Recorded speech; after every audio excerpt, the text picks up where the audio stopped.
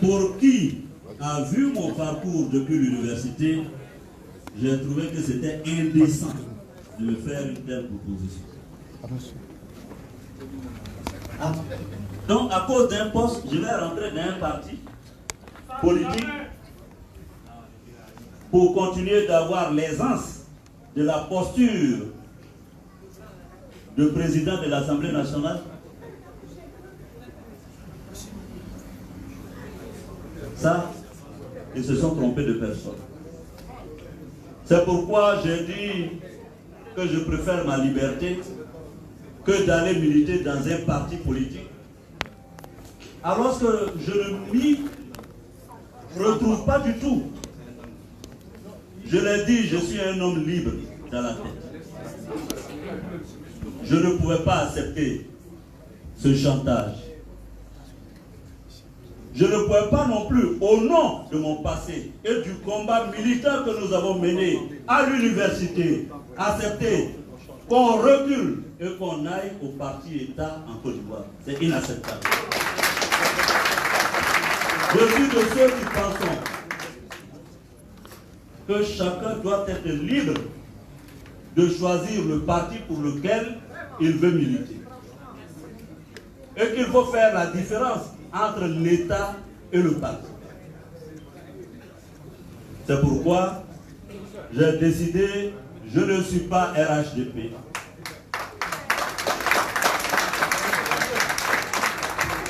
On a voulu que je quitte la tête de l'Assemblée nationale. J'ai décidé moi-même, personnellement, de partir de la tête de l'Assemblée nationale. Je n'avais pas envie de faire un bras. Je n'avais pas envie de faire un bras de fer à cause d'un poste. On peut se battre pour la paix dans son pays. On peut se battre pour des causes nobles. Mais aller se battre pour un poste, je ne le ferai pas.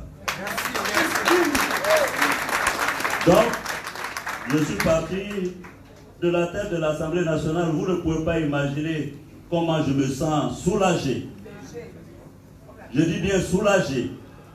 Et je me suis démarqué de la gestion du parti au pouvoir RHDP en Côte d'Ivoire. Je ne suis pas dedans. Je vois mon ami Naki en train de rire. Moi, j'ai commencé à me démarquer, si vous m'avez suivi, depuis 2015. Parce que soyons honnêtes, j'ai pris des positions publiques qui pouvaient me coûter beaucoup. Mais au nom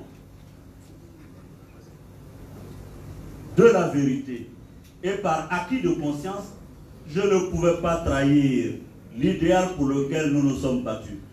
Ce n'est pas pour ça, pour faire parti unique en Côte d'Ivoire qu'on s'est battu. Ce n'est pas pour ça. On ne s'est pas battu pour parti unique. On ne s'est pas battu pour RHDP. Ce n'est pas ce qu'on avait dit. C'est pourquoi je suis parti de l'Assemblée nationale. Je constate que depuis 1960, et il y a certains qui m'ont dit, mais Guillaume, comment tu pars de la tête de l'Assemblée, un poste où tu étais numéro 3 de la République, pour ne devenir que simple député. Je dis, vous savez, pour moi, ma conviction est plus importante que les postes là qu'on nous offre. Et ça, je tiens à insister là-dessus. Aujourd'hui, ce que nous voulons pour la Côte d'Ivoire, parce que je vois beaucoup de personnes qui disent, oui, mais Guillaume est parti, est-ce qu'il a un projet de société? Certains vont même jusqu'à vouloir me moquer en disant que je ne sais pas lire un budget.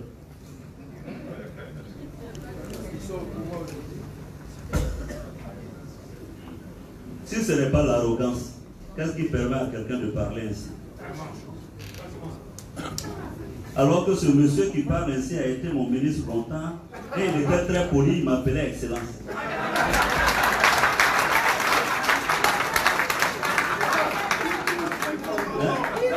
Il a été longtemps mon ministre.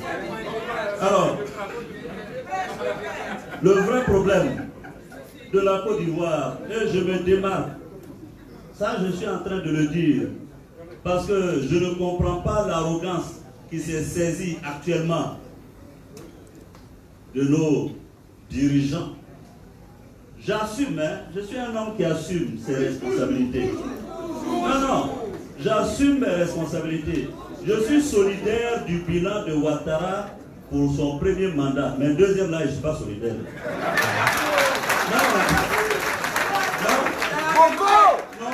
Non. Il faut que ce soit clair. Oui, effectivement, quand nous avons pris le pouvoir en 2010-2011, il y a eu aussi des choses bonnes qui se sont faites. Il faut le reconnaître. Il y a eu ce bond qualitatif au niveau économique, le retour de la paix. Et je suis solidaire de ce mandat-là. Mais à partir de 2015, soyons honnêtes, les discours sont là. J'ai été celui qui a commencé à dire qu'il fallait que les Ivoiriens se réconcilient d'abord. Et en 2013, j'ai dit que tant que les Ivoiriens n'accepteront pas de se considérer comme des frères et des sœurs, la Côte d'Ivoire ne connaîtra pas la paix durable. Et au nom de la réconciliation, je me suis levé, je suis allé à Gagnoa. Oui, je suis allé à Gagnoa. J'ai commencé à sillonner la Côte d'Ivoire pour demander pardon aux Ivoiriens et proclamer, professer la réconciliation. Les gens m'ont dit, mais Guillaume, pourquoi tu demandes pardon? Est-ce que c'est oui, mais les autres nous ont tués aussi? J'ai dit non. Je demande pardon pas parce que je suis le plus fautif. Non. Je demande pardon parce que le pardon guérit. Parce que nous n'allons pas continuer. Voici Madame Camara H qui est assise ici. Son époux a été assassiné. Mais si nous ne sommes pas capables de nous mettre au-dessus de nos sentiments pour pardonner, ce n'est pas à l'autre qu'on fait du tort, c'est à nous-mêmes qu'on fait du tort. Peut-être qu'à ce moment, les oreilles n'étaient pas encore prêtes pour recevoir le message de la réconciliation. Il a fallu que je sois persévérant pour continuer à demander pardon aux uns aux autres, à dire qu'il faut faire la réconciliation. Et je me réjouis aujourd'hui que toute la classe politique ivoirienne a repris le mot réconciliation. Et je profite pour saluer la rencontre entre le président Bédié et le président Gbagbo à Bruxelles. Le délégué du PDCI. C'est très bien, c'est un moment de réconciliation. Alors certains sont là, non, oui, mais non, on ne comprend pas. Les gens nous ont tués, bon, mais on attend Guillaume. Est-ce que Guillaume va aller se réconcilier avec Gbagbo? Vous m'attendez pourquoi? Non, et je vais vous dire que je vais assumer mes responsabilités. Hein. J'ai 47 ans révolus. Je ne serai sous la tutelle de personne. Je reprends. J'ai 47 ans révolus. Parce que j'entends certains qui disent non, il faut venir dans la maison du Père. J'ai 40... Un enfant qui reste dans la maison de son père à 47 ans, c'est un voulu.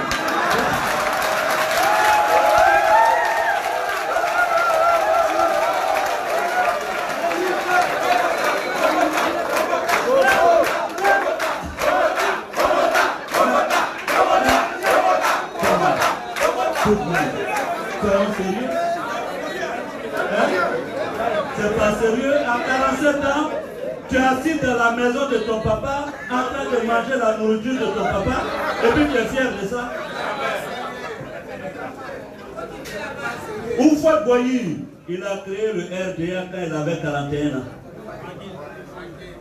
Barack Obama a été élu président des États-Unis, il avait 47 ans. Laurent Gbagbo lui-même, il a été candidat face à Houphouët Boigny, il avait 45 ans. Moi j'ai 47 ans et je dois aller demander permission à quelqu'un pour être candidat à Côte d'Ivoire. Pourquoi?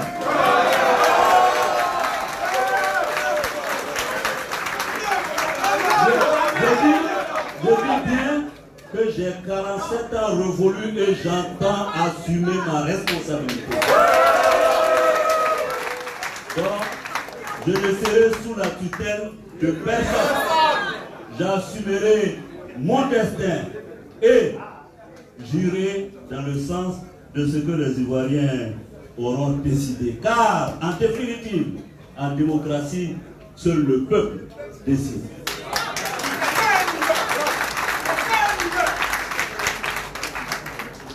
Donc, ceux qui sont là, il ne faut pas que Guillaume aille se réconcilier avec Gbagbo, il ne faut pas que Guillaume aille se réconcilier avec Bédié. Donc, vous voulez qu'on reste en parole indéfiniment en Côte d'Ivoire?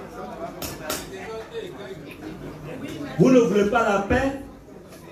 Vous ne voulez pas qu'on s'asseye ensemble pour discuter, aplanir nos différends et aller de l'avant? Si moi je vais me réconcilier avec Gbagbo, ça fait quoi? En tout cas, si Gbagbo est d'accord, on va se réconcilier. Donc je note ça. Quant à Bédié, le président Bédié, on me dit non, Guillaume, j'ai entendu ça. Madame la présidente, je vous charge d'aller dire ça aux parents du Nord en France qui continuent d'avoir ces idées surannées. Il dit oui, Guillaume, on attend, il ne faut pas aller se réconcilier avec Bédié parce que c'est Bédié qui a fait l'ivoirité. Mais l'ivoirité est finie, donc j'allais me réconcilier avec lui. Où est le problème? Arrêtez ça. Quelle est cette histoire de vouloir dire qu'il faut que le Nord garde le pouvoir au Nord?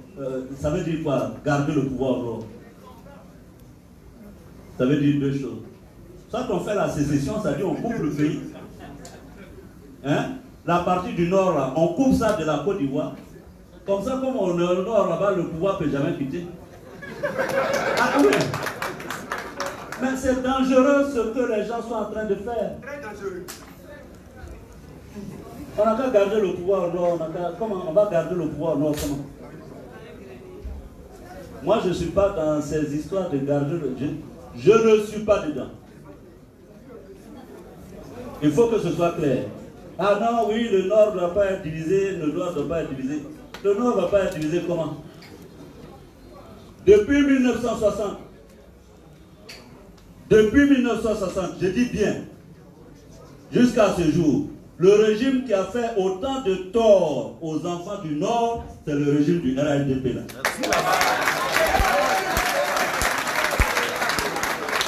Donc, disons-nous la vérité, vous croyez que c'est une affaire du Nord? Deuxième chose, le Nord ne peut pas tout de même gouverner la Côte d'Ivoire seul. Ceux aujourd'hui qui disent qu'il ne faut pas que je me réconcilie avec Bédié ou que je fasse alliance avec Bédié, ce n'est pas eux.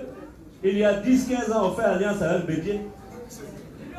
Quand ils faisaient alliance avec Bédié là, est-ce qu'il y avait des sages du nord de France qui l'ont dit de ne pas s'allier à Bédié?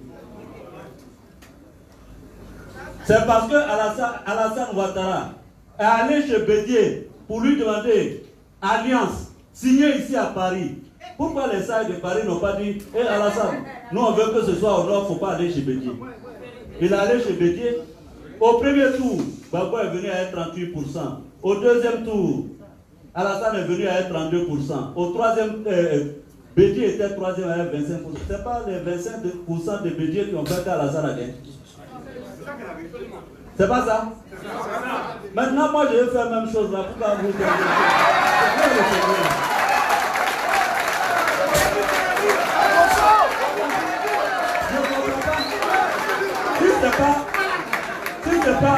pas méchanceté, si c'est pas que ces gens-là ont le cœur noir, pourquoi ils peuvent dire qu'il ne faut pas que j'aille voir de Dieu? Or, eux-mêmes, ils sont allés là-bas il y a 10 ans. Aujourd'hui, même où on est assis là, si Bédier dit, ok, j'accepte la réponse, ils vont sauter chez Bédier là-bas. C'est parce que Bédier ne veut pas d'eux. Alors, donc, laissons ce débat-là de Affaires du Nord. Je suis là, non pas dans le sectarisme, dans le clanisme, dans le régionalisme. Il nous faut en Côte d'Ivoire bâtir la nation ivoirienne. Vraiment. Oui, d'autres peuples l'ont réussi. Il faut apprendre l'histoire de la France. Le peuple français. Mais avant, il n'y avait pas qu'un seul peuple français. Eux aussi ont eu à faire face à leurs propres démons, de la division, du sectarisme. Il y avait ceux qui disaient qu'ils sont bretons, ils sont ceci, ils sont cela. Ils sont devenus le peuple français. C'est comme aux États-Unis. Aujourd'hui, aux États-Unis, qu'ils soient noirs ou blancs, hispaniques et autres, américains. Ils sont fiers d'être américains. Quand vous allez là-bas, quand vous croisez l'Africain américain, il te dit, quand tu lui dis Afrique, il dit non, je suis américain. C'est vrai que chez nous en Côte d'Ivoire, là-bas, quand tu crois quelqu'un, il dit tu es Doula ou bien tu es Bété. Ça veut dire quoi? Nous voulons construire la nation où les peuples de Côte d'Ivoire vont s'unir et devenir le seul peuple de Côte d'Ivoire. C'est pour cela que vous avez entendu dire que nous mettrons en place quelque chose. Chers amis, chers prêcheurs, d'ici septembre, octobre, quelque chose se passera.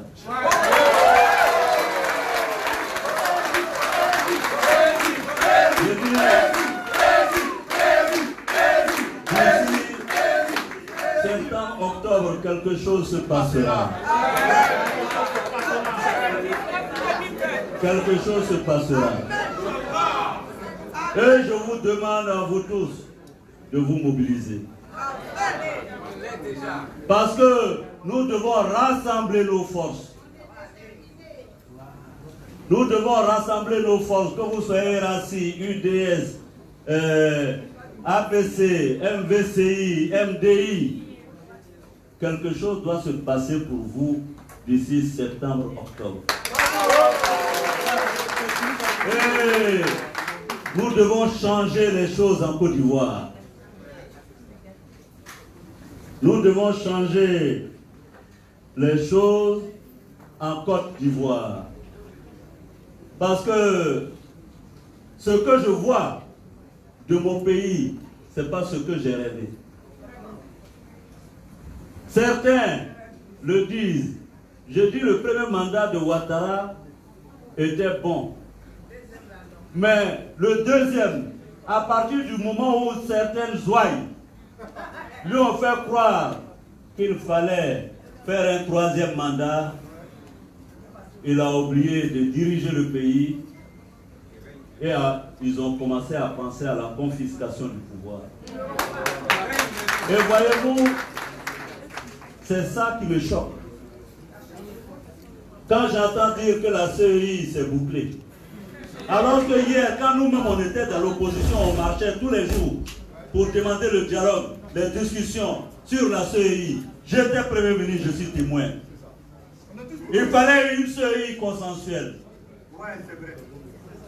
On a fait asseoir Gbagbo, on a fait asseoir tout le monde, on a discuté. Maintenant, à votre tour, vous dites non, il n'y a pas de discussion. Mais qu'est-ce qui se passe? Pourquoi on est arrogant comme ça? Je ne sais pas d'où vient cette arrogance. Parce que quand on dirige un pays, il ne faut jamais rompre le dialogue et la négociation. Il faut toujours être en pointe pour la construction de la paix.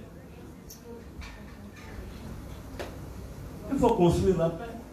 Même si l'opposition veut, mais discuter autant que possible. Il faut toujours discuter, rediscuter et discuter encore. Mais on ne se lève pas pour dire c'est fini. On compte sur quoi? Sur les chars de la République. On compte sur les chars de la République. Mais détrompez-vous, les chars de la République là, ce sont des chars impolis. Les chars là, ce sont des chars. Non, je vais vous expliquer.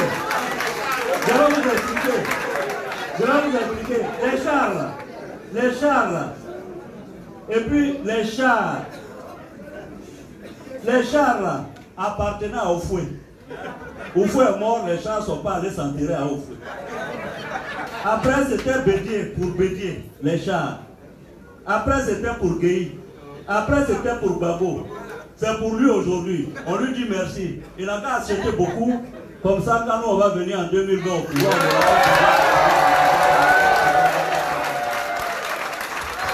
oui, chers amis, Abel, on n'aura plus besoin d'investir dans l'armement parce qu'Alassane aura déjà acheté sur elle.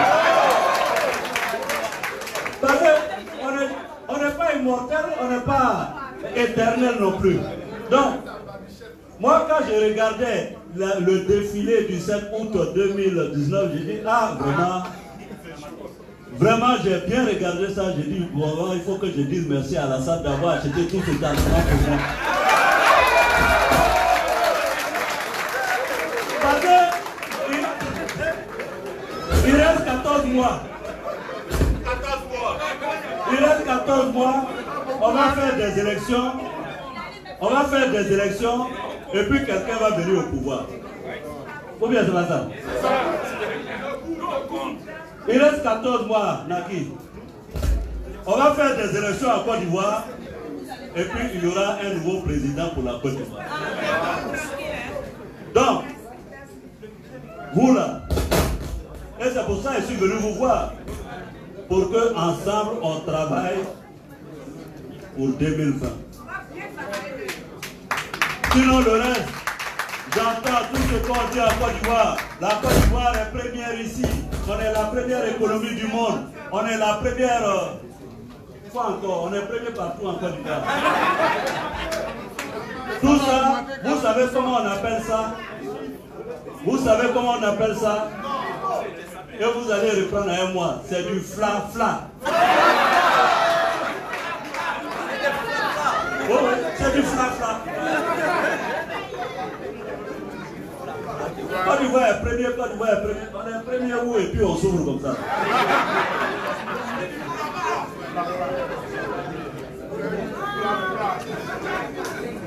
Parce que ce qu'on a entendu, c'est que les Ivoiriens sont riches. C'est ça, non? Que la Côte d'Ivoire est à l'émergence. On est premier partout. Le salaire a augmenté 40%. Voilà. Et que le taux de croissance...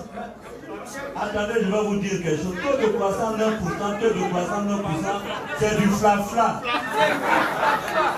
On nous embrouille avec un taux de croissance fla-fla.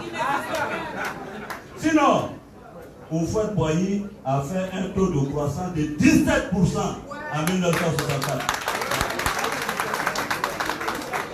Donc ce n'est pas nos petits 9%, 8%, 7% là. On ne peut plus respirer en Côte d'Ivoire. Tous les jours, on a eu un taux de croissance. Houphouët Boigny a fait 17% de taux de croissance. Mais il n'a pas pris ça pour faire communication. Voilà, aviez communiqué ta femme. Donc, soyons humbles. Le message que je veux lancer aux Ivoiriens et d'abord à la classe politique ivoirienne et au président Ouattara. Quand on est président d'un pays, on ne ferme jamais la porte au dialogue.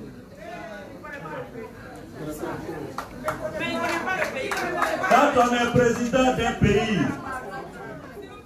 il faut toujours dialoguer.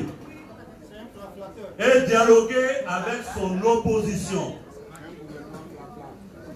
Quand on est président d'un pays, mes chers amis, vous qui êtes forts aujourd'hui, les forts de l'heure, c'est à vous de faire la paix. C'est à vous de faire la réconciliation.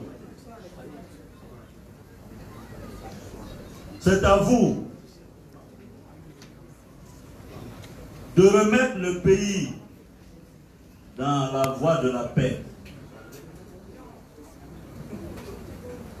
Parce que vous n'aurez pas une autre occasion de faire la paix pour un pays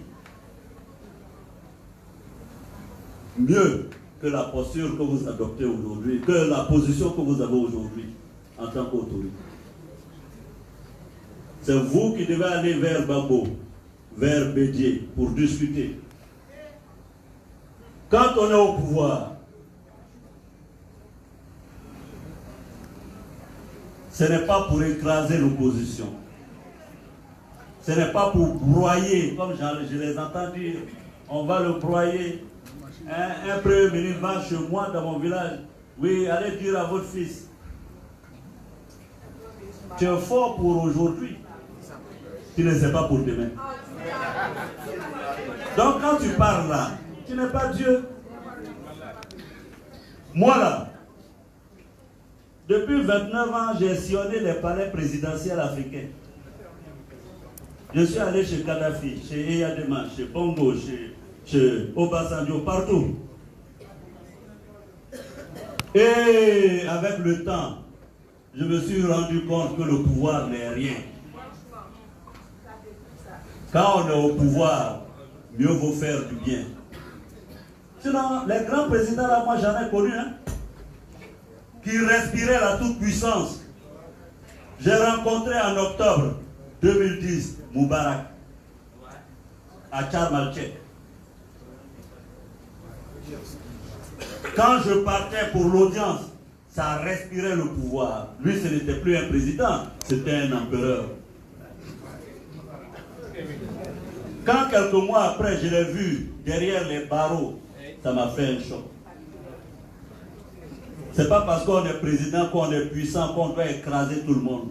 C'est pas parce qu'on est premier ministre qu'on peut se permettre d'insulter tout le monde. C'est pas parce qu'on est ministre qu'on peut broyer les autres. Oui, parce que moi j'ai vu Yadema à Lomé, j'ai vu Bongo. Ils étaient puissants. J'ai vu Kadhafi à Tripoli. Donc, bon, petit pouvoir que nous on a souffert pour avoir en Côte d'Ivoire, c'est ça, on ne peut plus dormir là. Merci, président. Faites doucement, faites doucement. Hein? Faites doucement. Faites doucement. Parce que le pouvoir finit toujours un jour. Voici le message que je voulais. C'est un message d'humilité. Hein? Soyons humbles. Soyons humbles. Un bol d'humilité, ça ne fera pas de mal. Pour le reste, chers amis, aujourd'hui, on est venu pour crocher. Crocher. C'est pourquoi vous me permettrez de finir mon propos par un vœu qui m'est cher. Je veux l'union de la Côte d'Ivoire. Je veux que les fils et les filles de ce pays, que vous soyez du nord, du sud, de l'est, de l'ouest, en passant par le sang, que nous devenions le seul peuple de Côte d'Ivoire.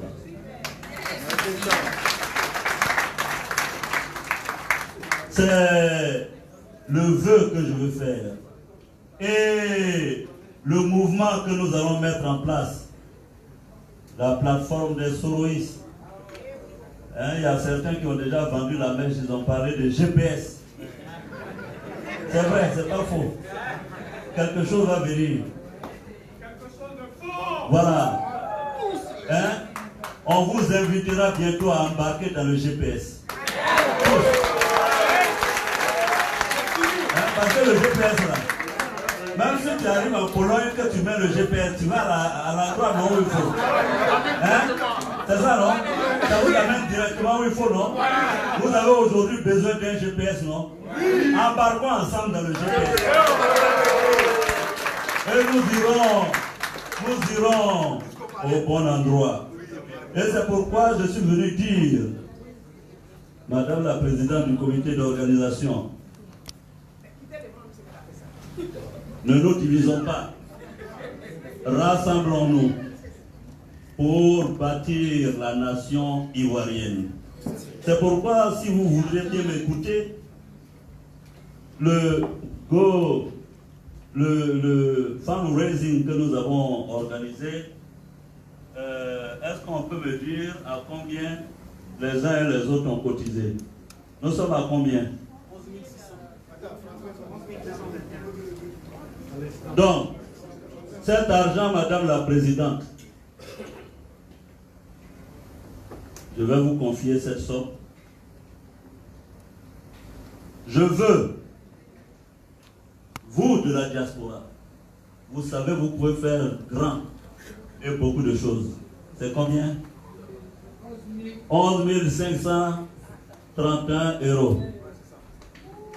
Si je voudrais vous féliciter pour cette somme. Madame la Présidente, envoyer de l'argent au pays, il y a des orphelins qui n'ont pas à manger. Je suis allé dans des villages qui n'ont rien. Je suis sûr qu'avec cet argent, vous pourrez aider beaucoup de vos compatriotes.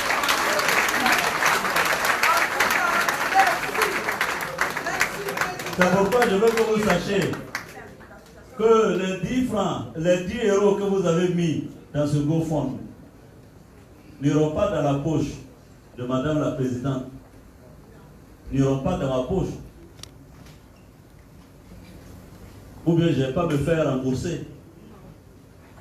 Je veux que vous preniez cet argent et que vous l'utilisez utilement pour les populations ivoiriennes. Au lieu que les autres appauvrissent, volent l'argent des Ivoiriens pour venir distribuer, vous prenez l'argent des Ivoiriens pour redonner aux Ivoiriens. Ils le méritent. Voici, pour terminer, le message que je voulais vous lancer. Je sais que mon cabinet m'a écrit un joli discours, mais si je voulais vous le lire, il serait tellement long que j'ai voulu ainsi, en des points saillants, le résumer. Je vous remercie. Voilà, je vais vous demander de vous lever pour applaudir très fort le président Guillaume Ibafori Soro, avec un tel discours d'envers lui qui prône la réconciliation et qui demande une Côte d'Ivoire unie, une Côte d'Ivoire en paix et une Côte d'Ivoire dans l'avancée pour la construction du pays. Alors, dames et messieurs, on va souffler un peu en musique pour célébrer et puis pour rester dans ce moment convivial. Oui, Linda, avant de coup sûr, avant de continuer, j'aimerais dire merci et saluer la présence du sage El Hadj Sanogo Dodjene, de l'UNAFESI, de la JKS de Grande-Bretagne, représenté par M. Soro Suleiman, du RACI Italie, de M. Guillaume Toali et de Alicia Piedé, représentant du APR-CI. Merci, je vais vous demander de vous asseoir. Merci encore. Vous asseoir, restez en joie après avoir entendu ce discours, en vous laissant accueillir deux illustres artistes aussi charismatiques et aussi connus de la diaspora et du monde musical ivoirien. Mesdames et messieurs, écoutez bien, suivez bien, dansez bien surtout, et surtout n'oubliez pas d'applaudir bien Bado Gustave et Andy la boîte noire.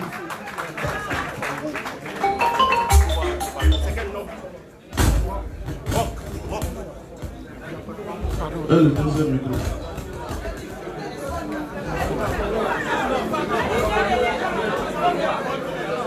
Yeah.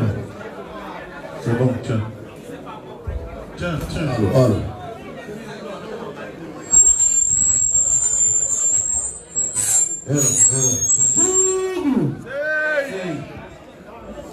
Allô. Voilà, faut bien ouvrir le micro là, s'il te plaît.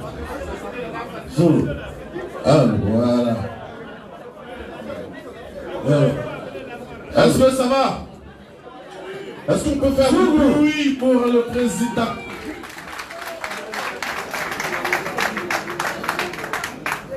Allez, pour sauver mon pays là, il faut donner à Soro. Allez, pour sauver mon pays là, il faut donner à Soro. C'est vrai, il a gâté, l'enfant là, il a tout brûlé. Il a même reconnu que c'est lui qui était le rebelle. On a crié sur lui, on a même insulté. Mais depuis un moment, l'enfant ne fait que se promener partout dans le monde entier pour vous demander pardon. Pour sauver mon pays là, il faut donner à Soro. Allez, pour sauver Bako, il faut donner à Bogota. Pour sauver mon pays là, il faut donner à Soro. Le vieux, toi-même, tu sais, si tu nous vois ici, c'est parce qu'on t'a pardonné. Une erreur, à moitié reconnue, à moitié pardonnée. Mais nous, on a décidé de se mettre avec toi. Parce que tu viens de loin. On était à Paris ici, on dit tu ne peux plus bouger.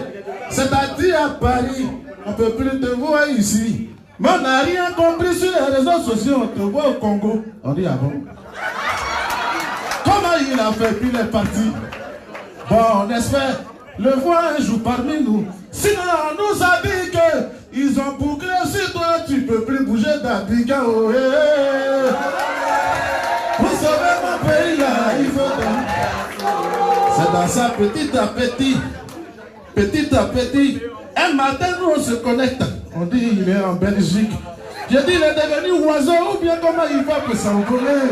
Du bruit pour Soro qui m'a fait dire bon, tu viens de loin.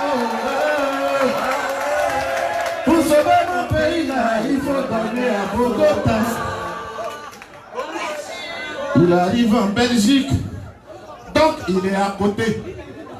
Nous on se dit, d'amour en amour, dans son kétékétéri, un jour on ne sait jamais. Macron va s'encer pour le laisser entrer. Dès qu'on le voit en Belgique, les gens ils arrivent à Paris. Ils ont tout fait. Et ils ont tout dit. Ils ont tout écrit. Nous on attend que Soro il est à Paris. Il dit lui, il veut nous voir. C'est vraiment mon pays là, il faut que... On dit si tu es à Paris, de toute façon on est en guance de toi. Quand on dit on est en guance de toi, ça veut dire il y a longtemps on a ton gourmet, on voulait te voir bébé. Chéri Coco, joli garçon, tu es notre joli guerrier. En tout cas il faut savoir que tu viens de loin, mais nous on ira très loin. Si on a pris 10 € pour te donner, toi-même tu as tout dit. C'est parce qu'on est prêt pour toi à mettre la poitrine pour libérer ce pays.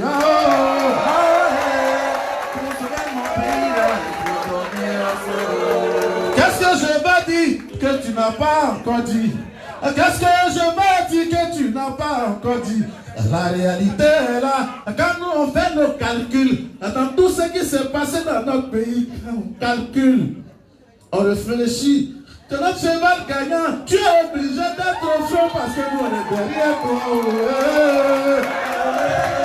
Vous savez mon pays là. Les gens ils feront tout. Les gens ils diront tout. Tu sais c'est comme un match où on est arrivé à la finale. Tu dois savoir que l'arbitre il va mal siffler. Ils vont beaucoup nous attaquer. Ils vont nous braver en attaquant. Ils vont nous jouer très mal. Les gens ils seront pas prêts. L'arbitre va siffler même où on voulait marquer un but. Mais tu dois retenir que la coupe là, on doit prendre ça. Vous savez mon pays là, il faut que... Je dis ce n'est pas pour rien, nous on t'appelait Teni Banani. Tu connais ton histoire, toi-même tu te connais mieux. Mais tu es prédestiné. Tu es prédestiné. Si elle dit ça, on ne peut pas quitter ici. Pays là, c'est pour la jeunesse désormais. Soro Kibakori, tu es à nous. C'est pour ça que j'ai dit Bogo, Bogo, à Bogo, pouvoir l'État, Bogota. Rien n'est au hasard. Du bruit pour Soro Kibakori, vous dit c'est quand tu veux, dis-le. Pousse le son s'il te plaît. Pardon, la réconciliation et la paix.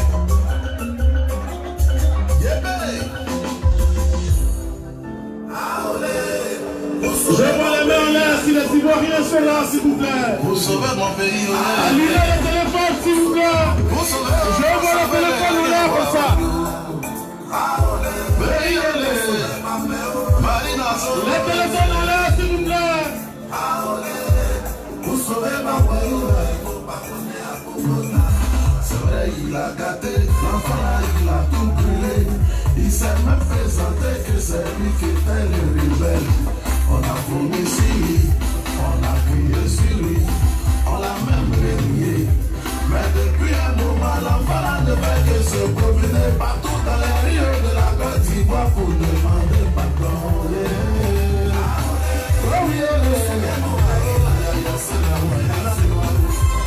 Quand ça a commencé, ils ont tous gardé au le pays est devenu bizarre, ça n'allait plus.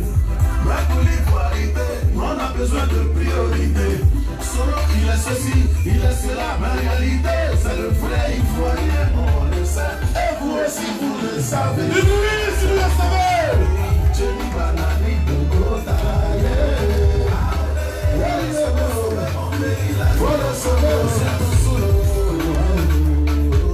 mes amis, vous le savez, la Sainte-Bible nous dit, pardonnons-nous, aimons-nous les uns les autres. Vous-même savez, nous sommes dans le pays de Nana Boigny, je dis l'homme de la paix. Alors unissons-nous, réconcilions-nous avec ce qui va mourir Dieu.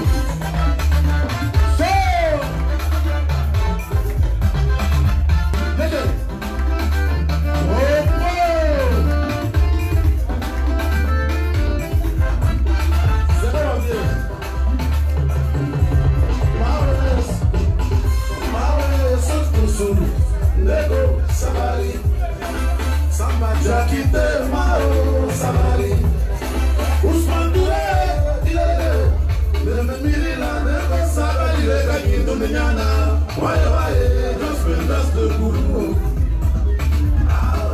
Les mains là, comme ça. Parce que quand tu pardonnes pas, sache que ça peut te consumer, bien, c'est dans tout.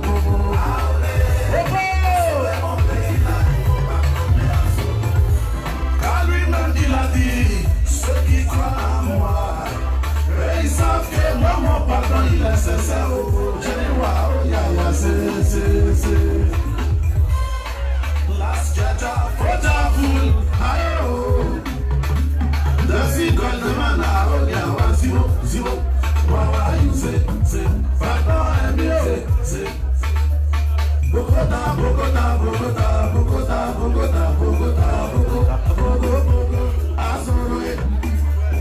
Asoro. Est-ce qu'on peut pousser des cris de joie, s'il vous plaît?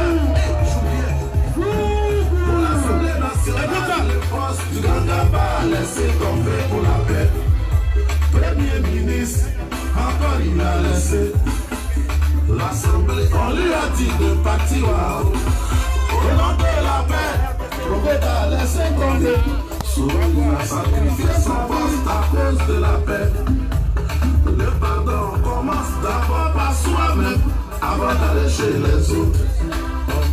Gabi, Yaki, Sabali, Maché a conquis. Pour sauver mon pays là, il faut donner à sauver. Et j'aime tuer. Je vous remercie.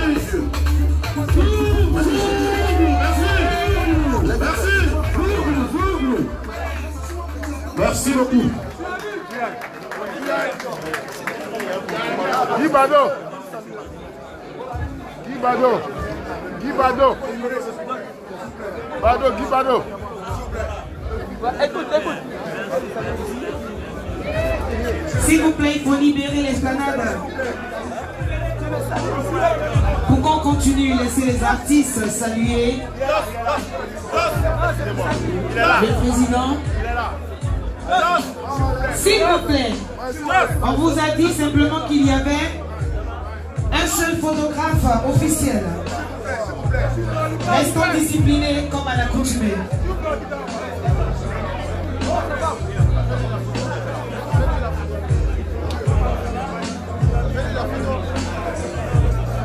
Alors n'oublions pas que dans le programme, après cette prestation artistique, nous aurons un débat. Il faut préparer vos questions.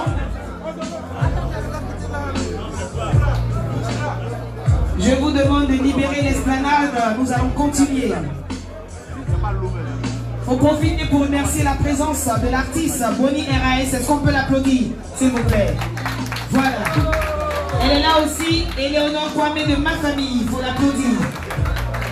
D'autres artistes sont là, vous les verrez. Malmo est également là, l'artiste Malmo. Et les prestations ne sont pas encore achevées. Alors, pour remercier encore tous les mouvements autour du président Guillaume Soro, nous avons le MDI, l'UDS, le CID Côte d'Ivoire debout avec Madame Manguessan Nadine, la vaillante, le RACI que nous avons eu l'occasion de présenter avec à sa tête Madame Diara Souba, le MVCI. Je n'oublie pas les cyberactivistes. Est-ce qu'on peut applaudir pour le général Konaté? Général Konaté. Il faut applaudir pour Monsieur Loseni Kibafori. Monsieur Loseni Kibafori. Ainsi que le colonel Soumaro. Est-ce qu'il est là, colonel Soumaro? Sans oublier Sarah Tanou, qui est parmi nous. Sarah Tanou. Voilà, Sarah Tanou. L'amiral Blendé qui nous a gratifié d'une belle prestation. Et Doumbia Zouzou de l'Italie. Est-ce qu'il est là? On n'oublie pas aussi camarade Daouda Di Parigo. Parigo. Adjabakayoko, bonsoir. Linda. Oui. La presse aussi est là. Vous avez la liste de la presse. N'oublions pas la radio de la diaspora. La radio qui se trouve à l'ambassade de la Côte d'Ivoire. Voilà. Les leaders également de certains partis politiques, amis, non seulement du PDCI-EDA, du FPI, sont là. Le grand frère Zensou également est là. Vous aurez l'occasion d'avoir son journal tout à l'heure. Madame Hortefeuille, représentante des femmes Gouro, du Zenzi Association. Merci d'être là, Madame Hortefeuille. Voilà. Les remerciements ne sont pas exhaustifs. Hein. On reviendra encore. Oui, on reviendra. On salue la présence du RACI Allemagne qui est parmi nous. Voilà. Sachez que l'avocat de notre président est là. Maître Goïbi est là ce soir. Il vient d'Abidjan. Maître Goïbi est dans la salle. Voilà. Alors, place aux questions. Nous avons tous écouté le président. Certainement, nous avons des choses à dire, nous avons des questions, nous avons des préoccupations. C'est le moment. Didier, posez la musique pour le débat, s'il vous plaît. On va commencer. S'il vous plaît. Est-ce qu'on peut faire silence dans la salle? Alors, on est tous d'accord, on ne pourra pas, et c'est évident, on ne pourra pas entendre tout le monde. Linda, alors, on va donc... Voilà ce que je veux demander aux personnes qui sont là. Pour le débat, il faut qu'il soit coordonné. On va simplement prendre des questions courtes, je précise. Très courtes, des questions très courtes. S'il vous plaît, des questions courtes, concises et précises, s'il vous plaît. Et on sera dans la reformulation si la question est longue. On va la raccourcir. Vous nous permettez? Je vais avec mon binôme faire des allers-retours pour vous permettre Mon binôme, vous êtes à gauche, moi je suis à droite. Ici, je vais gérer les gens de la droite. J'ai déjà quelqu'un ici avec Donc, moi. on va faire ça simple et on va faire ça de manière coordonnée, pas arrangé comme on s'est dit. Voilà. On ne peut pas aller dans tous les sens. Première rangée ou deuxième, je prends une personne. Vous, je commence par vous parce que vous êtes dans cette rangée. Si vous voulez commencer, est-ce qu'on peut commencer? On va attendre que le leader soit disponible. Monsieur le Président du comité politique, vous êtes prêt pour les questions? Voilà, ce que je vous demande, c'est de juste vous présenter brièvement et la question doit être courte, concise et précise. On est d'accord? Je vous remercie. Bonsoir. Merci, Monsieur le Président. À la place d'une question, je voudrais juste, au nom de la délégation suisse, vous dire merci. Merci parce qu'à la sortie de cette rencontre, nous sommes convaincus. Nous sommes convaincus et nos frères et sœurs en Suisse nous appellent déjà parce qu'ils suivent en direct l'événement et ils sont déterminés. Tout ce que vous avez dit, Monsieur le Président, ne nous étonne pas parce que vous êtes un leader éclairé. Nous voudrons simplement vous dire, au nom de la coordination, que nous vous attendons tous en Suisse lors de votre tournée parce que tout le monde vous attend. Et que Dieu le Tout-Puissant Allah vous accompagne, vous accorde la santé, vous accorde le courage afin de pouvoir affronter toutes les difficultés. Je vous remercie. Il a dit que ce n'était pas une question, c'était justement un mot d'encouragement. Votre nom, s'il vous plaît? Simon Aïpo. Monsieur Simon Aïpo. Est-ce qu'on peut continuer? Je salue la présence de Peter 007. Merci. Oui, on vous a salué, grand frère Sankara. La prochaine question, je peux continuer ou je vous laisse? La prochaine question, c'est Monsieur Meya. Monsieur Meya qui a une question. Monsieur Meya.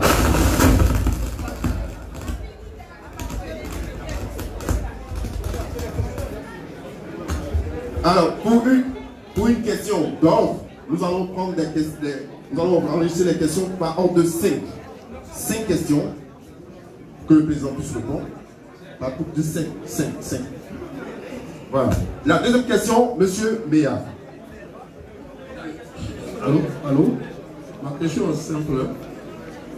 Ça fait un moment que je suis un peu les réseaux sociaux en Côte d'Ivoire. Il se trouve que dans des réunions politiques ivoiriennes, M. Moïse Bamba Ferré a été enlevé chez lui et entendu par une police cagoulée. Comme le président était très loin de la Côte d'Ivoire, est-ce qu'il a eu des échos de ces événements? Est-ce que lui-même, quand il va prononcer le discours, tu touches à peu près ce que le président Bamba Moïse Ferré a dit? Est-ce que les gens ne vont pas l'inquiéter? C'est la question que je voulais savoir. Les gens ne vont pas l'intimider. Merci. Voilà, merci monsieur. Alors on va prendre la troisième question. Bonsoir monsieur.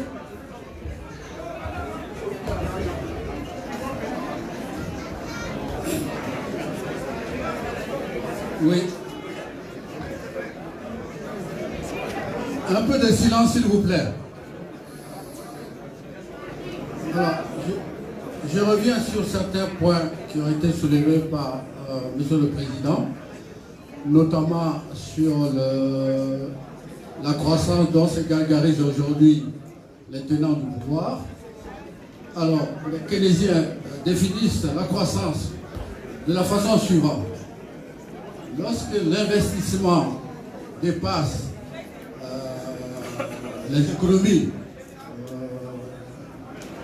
mises en dépôt par la population, alors la croissance est boostée. Mais comment peut-on parler d'économie pour une population? Comment pas... Silence dans la salle, s'il vous plaît. Alors comment peut-on parler d'épargne pour une population qui vit sous le seuil de pauvreté, c'est-à-dire moins d'1 euro par jour? Il est évident que le peu d'investissement qui est opéré comparativement à la à l'épargne permet donc d'avoir une croissance virtuelle. Donc, ceci, les Keynésiens, ceux qui ont étudié un peu d'économie, vous démontreront cela.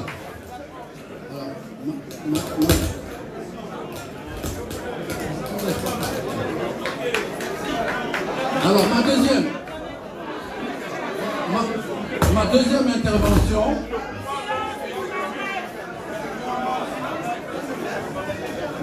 intervention concerne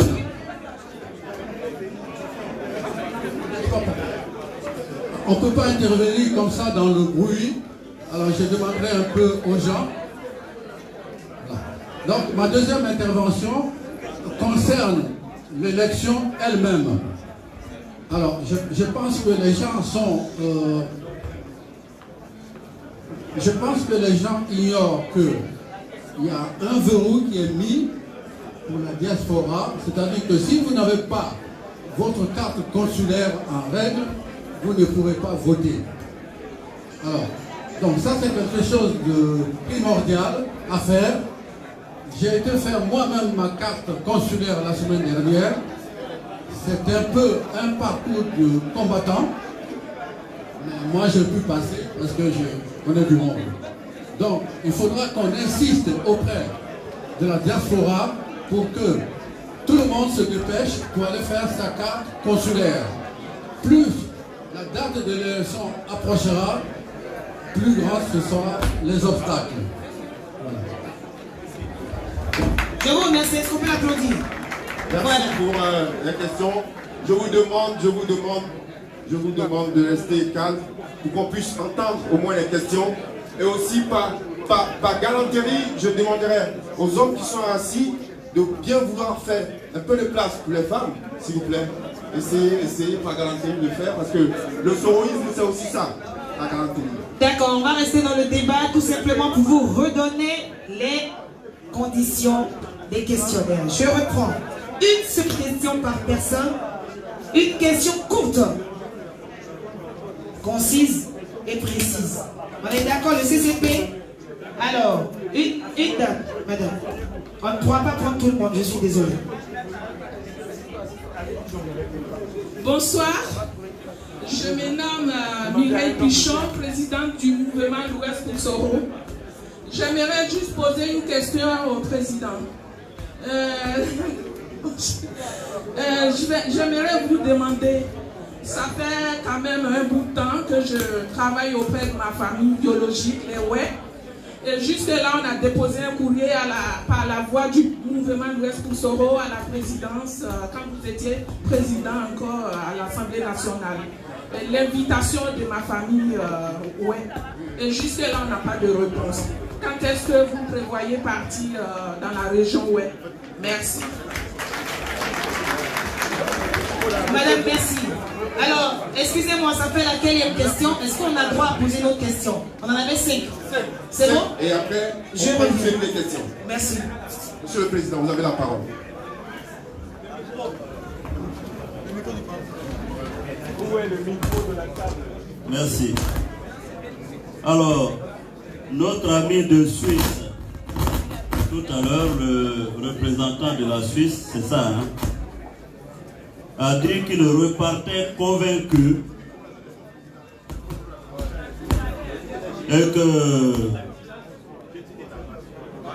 donc il repartait convaincu en Suisse pour travailler. Alors je vais vous expliquer juste deux choses.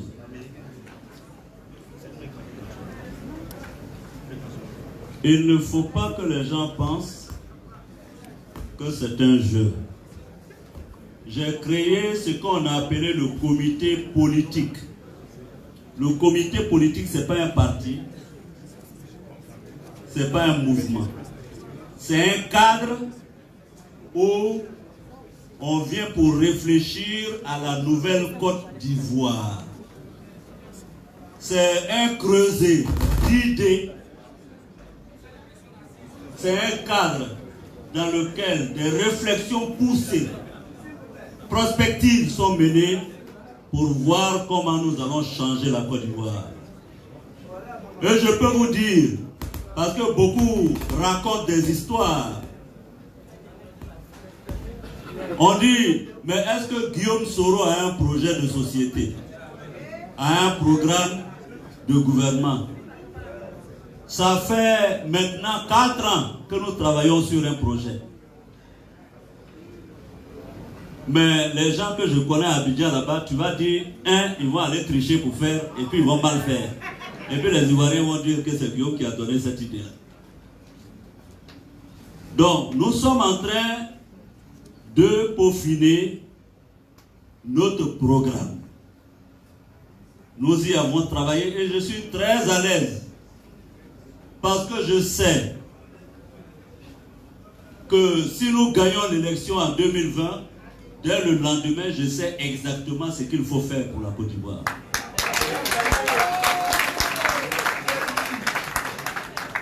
Quand on me prenait, quand j'ai été nommé Premier ministre, j'ai vu certains ricaner pour dire oui, mais Guillaume, il ne fera pas 3 mois à la primature.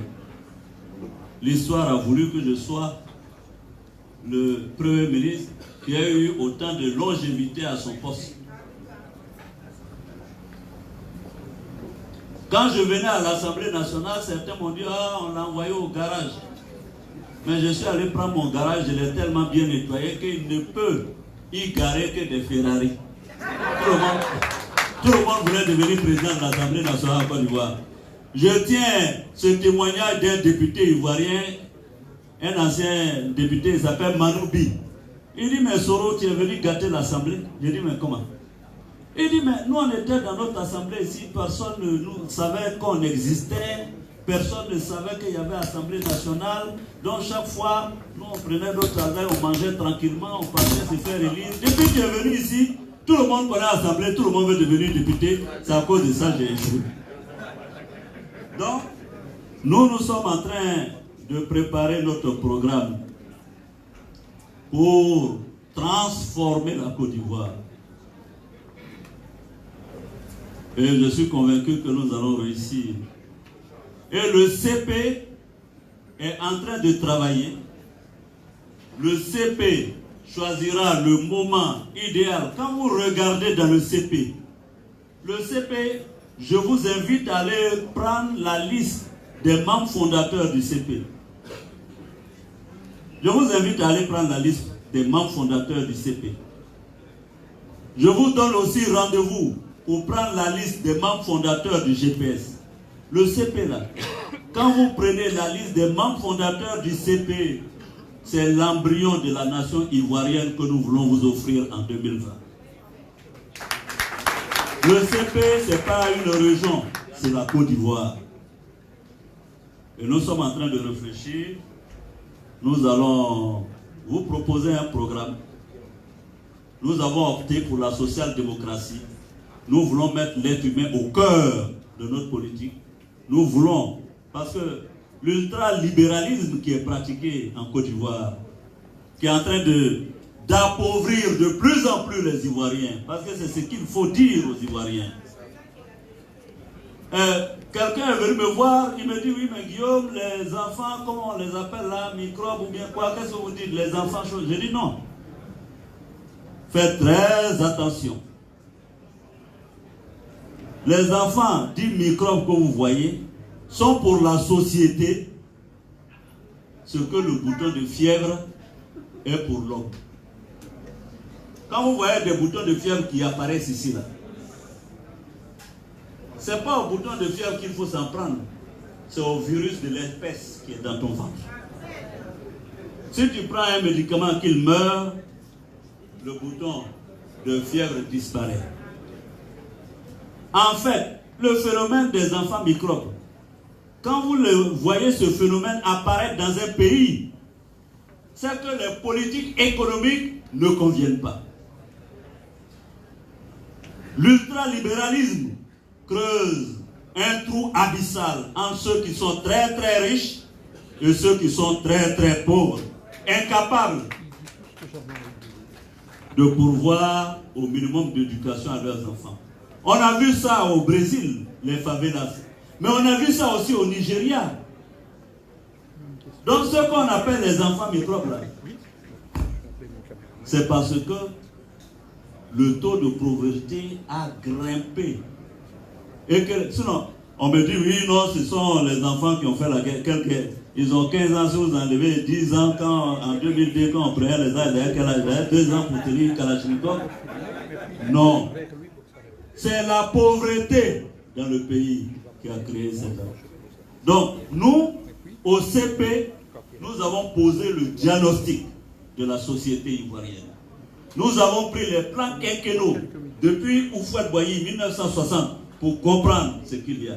En réalité, nous avons travaillé sur l'éducation, nous avons travaillé sur la santé, nous avons travaillé sur l'économie.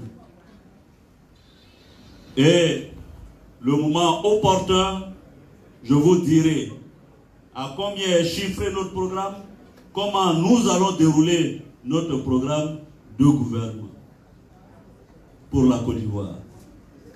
Pour l'heure, les amis du CP continuent à travailler. Et je demande à nos amis de Suisse, il faut gagner l'élection de 2020. Et pour gagner l'élection de 2020, on n'a pas besoin d'incantation. On a besoin que chacun travaille. Que chacun travaille. Je vous invite à retourner dans vos bureaux de vote pour découvrir qui sont ceux qui sont dans les bureaux de vote. C'est important. C'est important. L'histoire de la CEI, je suis convaincu que le gouvernement ouvrira à nouveau des discussions pour qu'on ait une CEI consensuelle. Parce qu'à quoi ça sert d'avoir une CEI qui n'est pas consensuelle et puis ça crée déjà les problèmes avant même qu'on aille.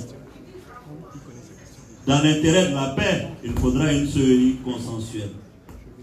Alors, M. Meya m'a posé la question de savoir, Bamba Morifere a failli être enlevé pour des propos. Est-ce que ce que je dis ne va pas me valoir quelque chose? J'ai dit quoi de mal ici là? J'ai dit je ne suis pas d'accord avec quelque chose, je ne suis pas d'accord. Ou bien, j'ai dit que je suis d'accord. Je ne suis pas d'accord. Mais tu me connais.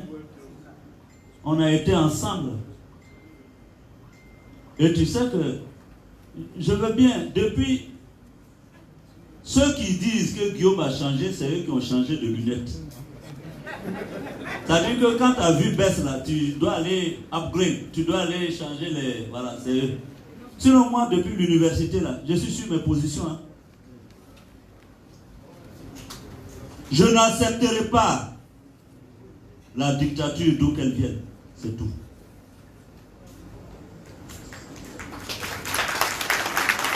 Et si moi, j'ai osé dire à Ouattara non, non, soyons sérieux entre nous. De 1960 à aujourd'hui, là, quel président d'Assemblée nationale a osé démissionner? Dites-moi. Levez le doigt et puis dites-moi. Bon, laissons même 60. Prenons 2019 là. Prenons 2019. Prenons 2019. Il y a quel président d'institution qui a osé démissionner? Chacun a voulu rester dans son confort. Si vous voulez, on peut parler. Si moi je pars aujourd'hui, je m'avais dit, bon, Alassane, je me suis trompé, donne-moi tes pieds, j'ai les massés là. On va me nommer vice-président.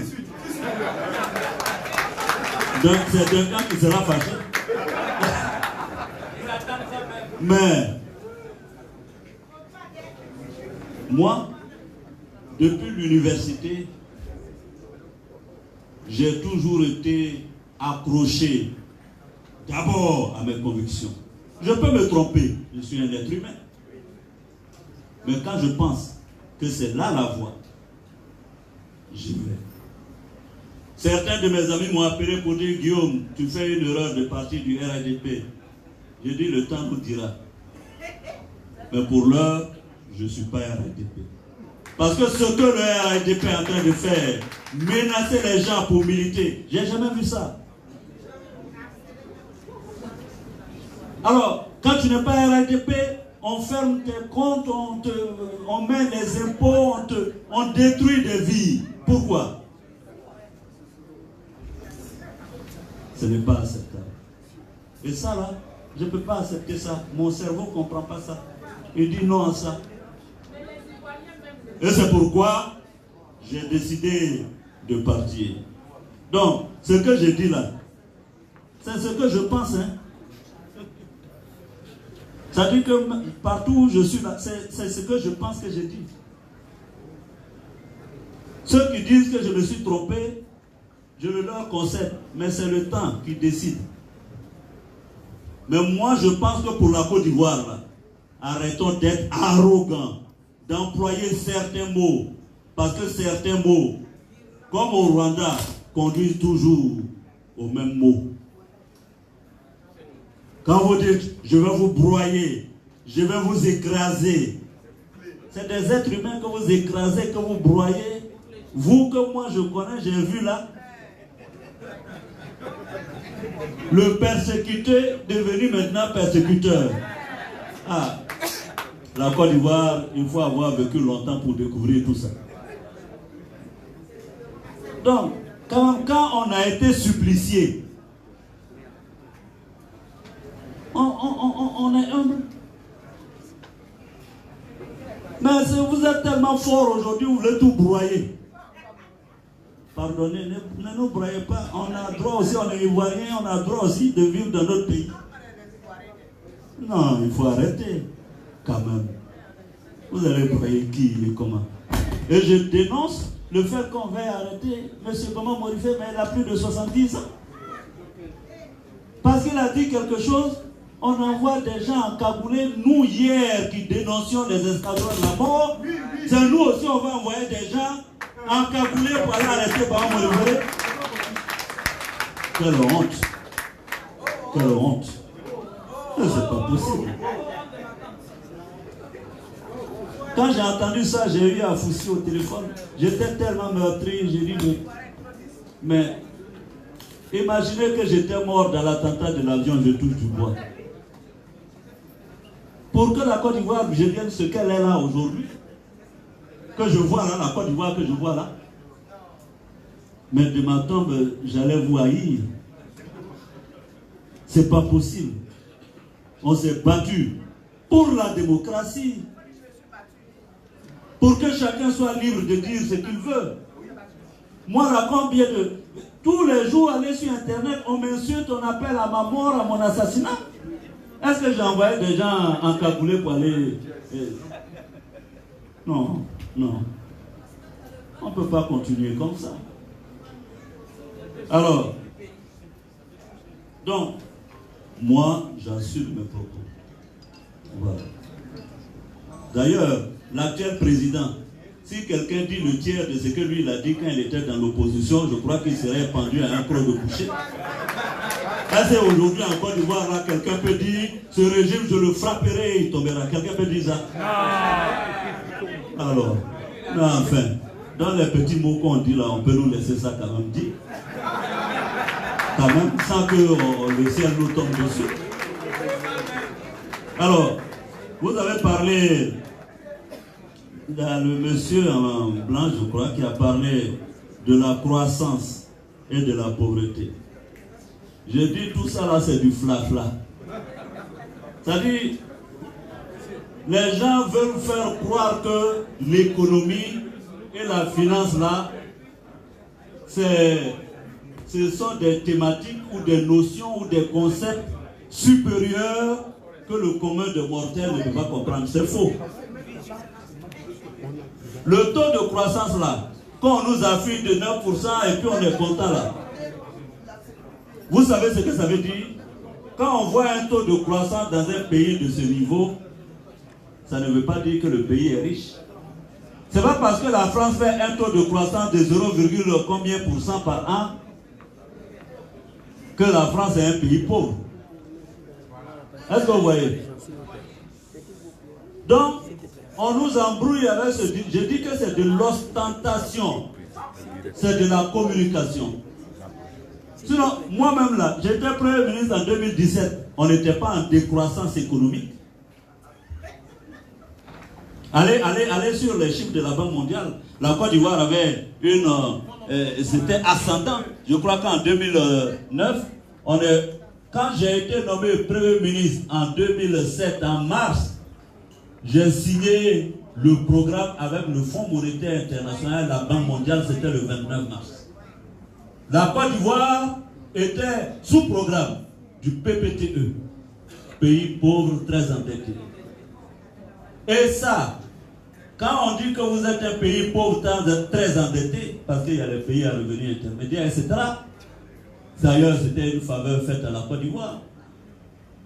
Quand on dit que vous êtes un pays pauvre, vous êtes en programme avec le FMI et la Banque mondiale, ils exigent une gestion rigoureuse et transparente, parcimonieuse, rigoureuse des ressources de l'État. Chaque 3 mois, j'étais obligé, moi et le ministre de l'économie, de fournir et de rendre public, de faire des communications en conseil pour rendre compte de l'état de l'exécution du budget. Et à l'époque, nous étions obligés de payer 500 milliards de francs CFA pour le remboursement de la dette. Donc je vais vous expliquer l'affaire de croissance là, où tout le monde fait malin dedans, on ne sait plus où on est là. Donc nous, on payait le remboursement de la dette à hauteur de 500 milliards par an. C'est nous qui avons commencé le programme. Bani, avant moi, avait commencé les premières négociations. Et quand moi je suis venu, le premier ministre Charles Konan Bani. Parce qu'il ne faut pas qu'on fasse comme si il y a des êtres supérieurs et puis il y a des êtres qui sont idiots. Tous les êtres là, j'ai dit à mon ami Franklin souvent, j'ai dit que nous sommes tous des psychopathes. Il s'agit de savoir au niveau auquel chacun est. Parce que chacun croit qu'il est le seul intelligent dans son pays. Et puis chacun croit que c'est lui le plus intelligent. Le Premier ministre Bani, c'est lui qui a commencé les négociations. Quand moi je suis arrivé Premier ministre, c'est moi qui ai signé le PPTE. Et il faut saluer Charles Kofi Dibi. C'est lui qui a travaillé à ça. Chaque 3 mois, on faisait une communication de l'état de l'exécution de notre budget. Le budget de l'État de Côte d'Ivoire. Est-ce que vous comprenez? Donc, c'est ce processus-là que nous, on a souffert. On n'avait pas de marge de manœuvre. Jusqu'à ce qu'en 2012, la Banque mondiale et la FMI acceptent d'annuler la dette de l'État de Côte d'Ivoire. Ce qui veut dire, en d'autres termes, que les 500 milliards que nous prenions chaque année pour rembourser la dette étaient désormais libres pour pouvoir faire autre chose avec ça dans le pays. Voilà d'où vient déjà l'aisance budgétaire et comme la Côte d'Ivoire avait renoué à elle la paix, comme la Côte d'Ivoire était potentielle, les investisseurs étaient intéressés, mais l'État a doublé le budget d'investissement, ce qui a permis un bond du taux de croissance. Mais ça ne veut pas dire que chaque Ivoirien est riche. Bon, nous on a fait 9% de taux de croissance en 2012 là. Qui a un téléphone ici? Tapez taux de croissance du Niger en 2011 ou 2012. Vous verrez, ils ont fait 11%. Est-ce qu'ils prennent ça pour faire communication, pour faire danse partout, publicité? Niger qui est là, Youssoufou, il a fait 11% de taux de croissance, 2 chiffres. Il a battu la Côte d'Ivoire en termes de taux de croissance. Quelqu'un a un téléphone, cherchez taux de croissance du Niger 2011 ou 2012. Non, mais cherchez. Parce que c'est comme ça, nous on a fait confiance aux gens et puis ils nous ont blagué après. Donc, ne me faites pas confiance comme ça, cadeau. Hein. Ne me faites pas confiance comme ça. Cherchez taux de croissance du PIB, du Niger. Bon, vraiment, eux, ils ont fait 11% ou même 12%. Ils ne chantent pas tam-tam tous les jours. Oh, on a taux de croissance. Nous, 9 là, c'est ça, on ne peut plus respirer dans l'Abidjan.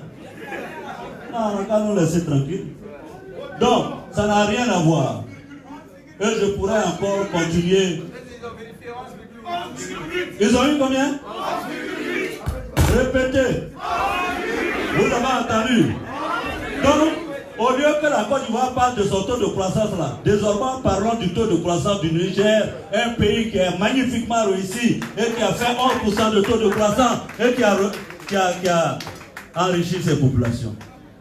Parce que quand on parle de notre taux de croissance là, c'est comme si aucun pays en Afrique n'a pu faire un taux de croissance supérieur. C'est sorti de leur téléphone là-bas, non? Est-ce que c'est moi j'ai mis ça dedans? Non, il ne faut pas qu'on nous blâme. C'est ça, j'ai dit, c'est tout le bavardage sur la croissance là, c'est du flafla. Quand ils vont commencer leur affaire là, vous leur dites c'est du flafla. Bon, quelqu'un n'a qu'à chercher dans le téléphone là, flafla là, ça veut dire quoi? Flafla là, cherchez. Je vous ai dit de ne pas me croire. Nous, on a fait confiance aveuglement aux gens, ils nous ont trahis. Donc, ne me faites pas confiance. Cherchez dans le téléphone, dans votre téléphone. Flafla, là, ça veut dire quoi? Qu'est-ce qu'ils ont écrit là-bas? Hein? Ils ont écrit quoi? Recherche de l'effet. Le simple fait de... Berner quelqu'un. C'est ça, flafla. Ok. Voilà, c'est du flafla. Alors, le vote de la diaspora. Oui, je suis d'accord avec vous. Il y a combien d'électeurs en France? Qui connaît? Il y a le nombre d'électeurs en France recensé. Qui connaît? 44 millions. Hein? 44 millions. Non, le nombre d'électeurs ivoiriens. La diaspora ivoirienne qui vote en France, là, vous êtes combien? Non, président. Alors là, donc l'affaire est grave. Président. Si vous-même vous ne savez pas combien vous êtes à voter, je suis en danger. Président. C'est combien? Président. Combien? Non. La France dit qu'on est 600 000 Ivoiriens en France. Mais ce qui est compté, on est 430 000. Mais combien sont citoyens? On était à 12 500. Non. 12 500, oui, c'est ce qui avait été à nous, on avait recensé. 12 000. Mais votants, il y a eu 6 500 votants. Bon, vous voyez, c'est ça le B.A.B.A. Parce que si vous dites que vous crachez Guillaume Soro, vous aimez Guillaume Soro, tout ça, vous ne savez même pas combien votent en France. Bon, ça là c'est trop grave. Qu'est-ce que c'est qu'un citoyen? Qui peut répondre à ça? Qu'est-ce que c'est qu'un citoyen? Vous êtes en train de googliser. Bon, vous voyez, on a un problème. Les mouvements là, RACI, MVCI, moi je ne veux pas que... Ah non, ne me blaguez pas. Hein? Quand vous dormez, vous vous réveillez, vous devez savoir le nombre précis d'électeurs ivoiriens en France. Vous devez savoir le nombre de citoyens. Vous devez savoir le nombre de nationaux. Parce que tout ça c'est différent. Hein? Un national n'est pas forcément un citoyen. Vrai. Le citoyen c'est quoi? C'est le national revêtu de ses droits politiques. C'est ça le citoyen. Dont le droit de vote. Est-ce que vous avez entendu? Voilà. Donc, si vous venez dire on crache sur Guillaume et puis on ne sait pas ce que c'est qu'un citoyen, on ne sait même pas le nombre d'électeurs à Paris, vous allez aller les chercher où pour me voter. C'est comme ça que vous allez me blaguer. Je vais me lever pour dire que j'ai des électeurs alors qu'il n'en a pas. Donc, président, la prochaine fois que je viens, tu dois me sortir la liste de tous les électeurs en France. Donc, ça aussi c'est important. Il y a beaucoup de problèmes pour arriver au vote. Les cartes d'identité. Pour moi, les cartes d'identité doivent être gratuites. Ce n'est pas de la propagande politicienne. Mais quand on était avec Alassane Ouattara dans l'opposition, nous tous on disait qu'il faut que les cartes soient gratuites. Bon, eux ils ont changé aujourd'hui. Mais moi je n'ai pas changé. Ça est gratuit encore. Parce que moi quand j'étais Premier ministre, j'ai fait ça gratuit. Est-ce que vous voyez? C'est pour ça que j'ai dit, ceux qui disent que Guillaume a changé là, c'est eux qui ont changé leurs lunettes. Donc à les remettre. Alors, les ouais, Madame Pichon, je viendrai chez les ouais. je viendrai chez les Ouai, mais je vais d'abord finir ma tournée européenne et américaine. Avant de rentrer au pays, parce que nous allons organiser tous nos mouvements. Parce que les gens disaient, oui, mais on ne sait pas quelle est la stratégie de Guillaume. Bon, il y a Rassi ici, il y a ceci. J'ai dit, mais ce n'est pas votre problème. Laissez Rassi n'a qu'à avancer. Laissez chacun n'a qu'à avancer. Arrivé devant là-bas, là, on s'y paie, on se met à rang et puis on s'en va. Là, on devient beaucoup. Ou bien c'est pas ça? Donc, laissez-nous avancer. Donc, j'irai et je vais passer plusieurs jours chez vous là-bas. Parce que je vais sillonner toute la région Ouai. Et on ira pour demander pardon là-bas. J'ai déjà reçu quelques-uns chez moi à la maison, certains chefs. Je leur ai dit que je vais là-bas pour que nous scellions la fraternité autour du pardon et de la réconciliation. Parce que l'Ouest a souffert la guerre. Donc nous allons aller là-bas. Et puis moi je suis un petit Senfo. Avec les Ouai là on a alliance. Donc on va aller, on va régler ça nous là-bas. Est-ce que vous voyez? Voilà les Yakuba, les Ouai, on va s'organiser. Mais je ne peux pas vous donner une date pour ne pas mentir. Parce que les politiciens, le réflexe le plus facile c'est de mentir. Dès une date, ils donnent telle date et puis après ils ne viennent pas. Je ne veux pas vous désappointer, comme on dit, je ne veux pas vous décevoir. Mais il est prévu que le comité politique soit chez vous et je viendrai. Donc voici, alors dernière question. Comment voyez-vous la Côte d'Ivoire dans le panafricanisme? Ah, le cri panafricain. Je te donne le micro pour que tu répondes parce que... Ouais, on m'a posé la question, mais toi-même tu es déjà cri même panafricain. Donc, c'est à toi de répondre à Ben. Non, moi, je suis de ceux... Oui. La question d'Afrique Média, oui. Ok. Comment voyez-vous la Côte d'Ivoire? Oui. Pour moi, la Côte d'Ivoire, et c'est ma conviction depuis l'université. Et d'ailleurs, c'est ce qui m'a amené à embrasser, à adouber le combat contre la catégorisation des citoyens, contre la ségrégation des citoyens d'un même pays. Parce que pour moi, le continent africain, l'Afrique, pour moi c'est un même pays. C'est en 1885 que l'Afrique a été morcelée. Et que les frontières sont venues nous diviser. Je suis allé à Niablé. Je suis allé saluer le poste des douaniers ghanéens. Mais Eugène Kabou, que vous connaissez, journaliste célèbre, mais il a son champ au Ghana et puis lui il est en Côte d'Ivoire. La frontière, quand on l'a tracée à Berlin, ils ne savaient pas qu'il y avait tel... À l'heure où je vous parle, il y a des Senfo au Ghana qui m'ont écrit pour me dire nous sommes des Senfo, nous sommes au Ghana. On veut que tu viennes parrainer notre manifestation au Ghana. J'ai dit mais comment il y a des Senfo au Ghana? Non, c'est l'année dernière seulement que j'ai su qu'il y a des Senfo au Ghana. Mais qui se sentent Ghanéens. Parce que la frontière nous a divisés. Je suis donc de cette génération de jeunes étudiants qui pensons, et d'ailleurs, quand j'étais étudiant, j'étais un farouche défenseur, pionnier pour la création de l'Union des étudiants de la sous-région. Oui. Il y a des... Kalaï. Sankara est là. Est-ce que c'est faux? Où est Kilombo? Tu es où? Voilà. Est-ce que c'est pas, je ne proposais pas de créer la FESAO? Parce que dans la vie, là, quand tu veux mentir, tous tes témoins sont morts et enterrés, c'est là que tu dis. Mais moi, mes témoins sont là, ils sont vivants.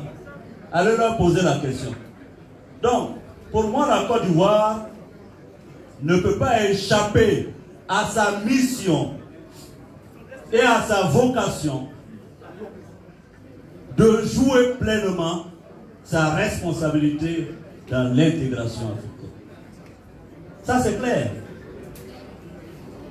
Ça, c'est clair. Et c'est pourquoi ma posture, sans être dogmatique, a toujours été de dire qu'il faut considérer l'autre comme son frère.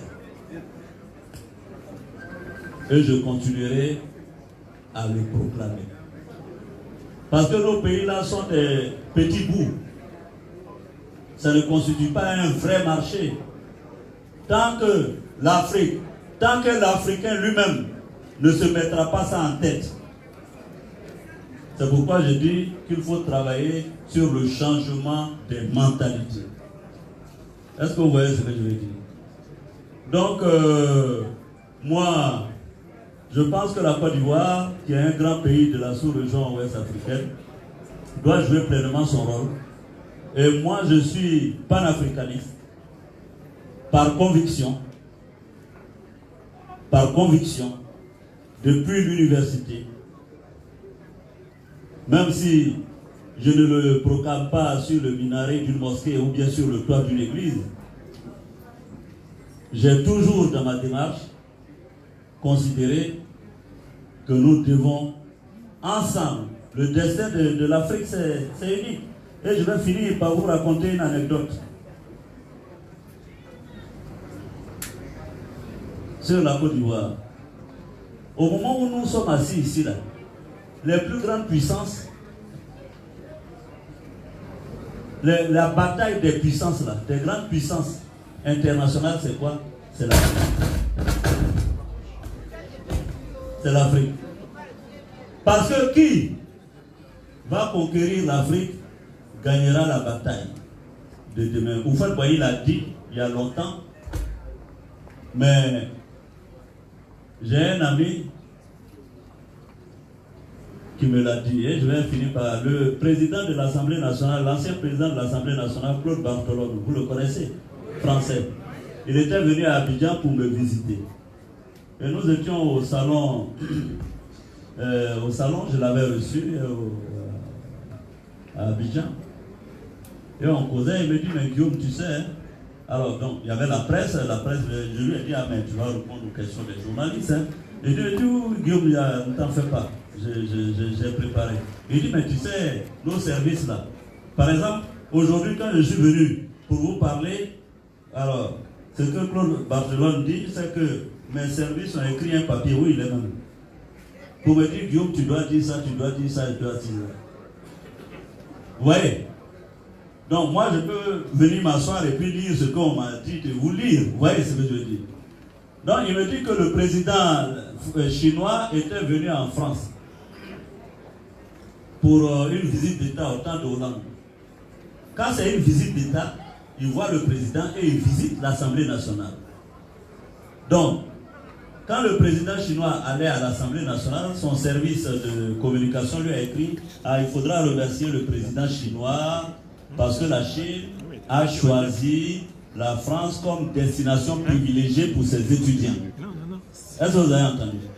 La Chine a choisi la France comme destination privilégiée pour ses étudiants. En effet, chaque année, 150 000 étudiants chinois viennent en France pour faire leurs études.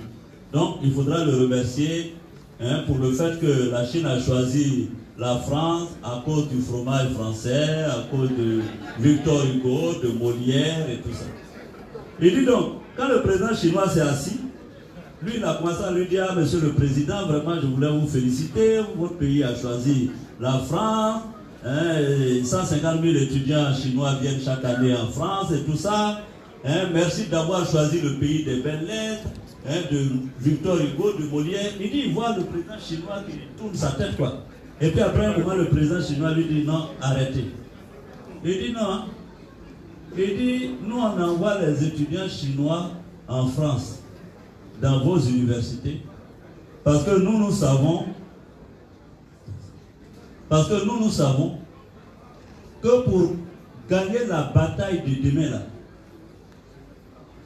qui est la conquête de l'Afrique là, il faut parler un peu français. C'est pourquoi on envoie les Chinois ici. Sinon c'est pas pour Molière, Victor Hugo ou bien fromage. Hein. Donc, et vous voyez bien que les Chinois qui sont chez nous là, ils s'appellent Caroline, Thomas, ce sont des noms commerciaux qu'ils prennent. Vous n'avez pas remarqué? Ce jour-là, je me suis assis, j'ai dit, ah Guillaume, quel destin pour l'Afrique. Ça dit les grandes puissances se battent sur nous-mêmes, nous-mêmes, on ne sait même pas qu'on est important dedans. Ça dit que la Chine envoie des étudiants chinois pour apprendre le français juste pour aller. Juste parce qu'il y a une bataille mondiale. Et cette bataille mondiale, c'est la conquête de l'Afrique. Et conquérir l'Afrique, pourquoi? Pour les ressources. Et nous-mêmes, on est assis là-bas. On ne sait même pas qu'il y a ressources sous nos pieds. On se bat entre nous. On se divise entre nous. Ah, la jeune génération. Moi, je ne suis pas jeune, hein. Moi j'ai 47 ans. Donc la jeune génération, les jeunes de 30 ans, prenez conscience de ça. Prenez conscience de ça. Et battez-vous pour que l'Afrique se libère et se développe. Moi, je vous ai dit que j'ai 47 ans maintenant. Parce que les gens qui me blaguaient avant, là, à force de me blaguer, oui, il est jeune, j'ai cru qu'il était jeune. J'ai 47 ans. Je ne suis pas jeune. Je sais ce que je veux pour moi.